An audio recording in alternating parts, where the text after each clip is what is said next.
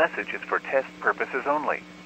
The National Weather Service in Milwaukee-Sullivan has issued a tornado warning for all counties in Wisconsin until 2 p.m. This is a test message. At 1:45 p.m., no severe weather is occurring or expected at this time. This is only a drill. This annual drill is part of Wisconsin's Tornado and Severe Weather Awareness Week. The National Weather Service encourages all schools, businesses, hospitals, nursing homes, and other institutions to treat this as if it were a real emergency and practice your severe weather safety plans. The best place to be in a tornado warning is a basement. If no basement is available, seek shelter on the lowest floor of a sturdy building and stay away from windows.